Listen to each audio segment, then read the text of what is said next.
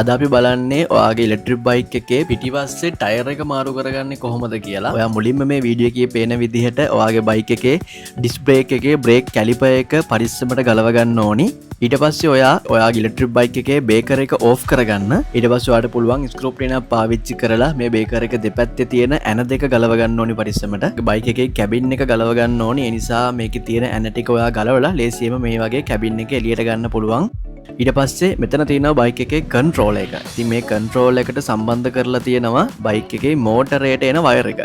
ඉතින් ඔයා මුලින්ම මේක ගලවන්න කලින් තියෙන්නේ කොහොමද කියලා ෆොටෝ එකක් ගහගෙන මාක් එකක් දාගන්න. ඊට පස්සේ ඔයාට නැත්තම් ආයි නැවත වතාවක් හයි කරද්දි මේ වයර් මාරු කරලා හයි කරොත් ඔයාට බයික් එක හරියට ෆික්ස් වෙන්නේ නැහැ. ඒ නිසා අනිවාර්යෙන් ගලවන්න කලින් ඒක ෆොටෝ එකක් ගහලා මාක් කරලා තියාගන්න. ඊට පස්සේ ඔයා මෙතන ස්ක්‍රූ නියනක් පාවිච්චි කරලා මේ ඇන ටික පරිස්සමින් ගලවලා මේ වයර් තුන රිලීස් කරගන්න ඕනේ ඔයාගේ බයික් එකේ කන්ට්‍රෝල් එකෙන්. ඊට පස්සේ ඔයාට පුළුවන් යතුරක් පාවිච්චි කරලා බයික් එකේ පිටිපස්සේ රෝද ගලව ගන්න. ඊට පස්සේ එතන ඉස්සරහා තියෙන ඇනෙත් ගලව ගන්න ඕනි.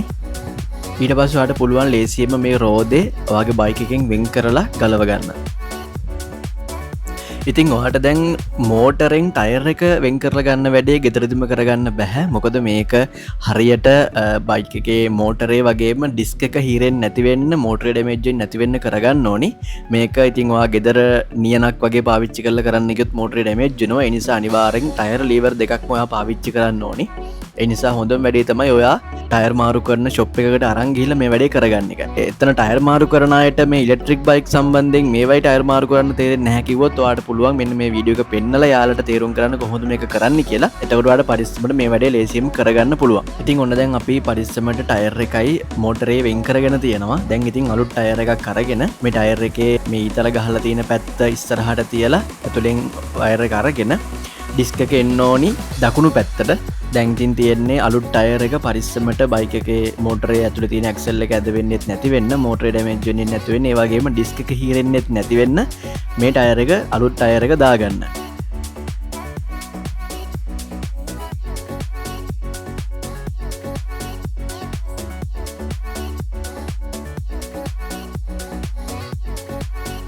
ඊට පස්සේ මෙතන වෑල් එකේ තියෙන ඒ නට් එකත් ආයෙත් සම්බන්ධ කරගන්න පුළුවන්.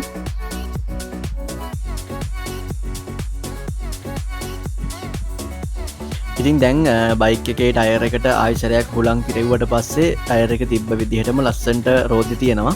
ඉතින් දැන් ඔයාට පුළුවන් ගෙදර ගෙනල්ලා මේ ටයර් එක මේ රෝදේ ලේසියෙන්ම ආයෙසරයක් අර ගලවපු විදිහටම ෆික්ස් කරගන්න. ඒකත් අර පිළිවෙලටම තමයි මුලින්ම මේක සම්බන්ධ කරලා ඉස්සරහා තියෙන පොඩි ඇන දෙක දාගන්න ඕනි. ඊට පස්සේ ඔයාලට පුළුවන් යතුරක් පාවිච්චි කරලා මේ නට් එක තද කරලා රෝදේ හොඳට ඔයාගේ බයික් එකට සම්බන්ධ කරගන්න.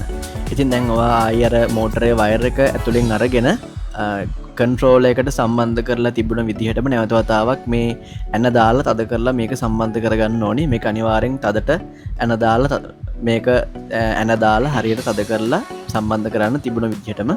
ඊට පස්සේ ඔයා බයික් එකේ ඩිස්ක් බ්‍රේක් කැලිපර් එක සම්බන්ධ කරගන්න ඕනේ. ඒකත් තිබුණ විදිහටම සම්බන්ධ කරගන්න.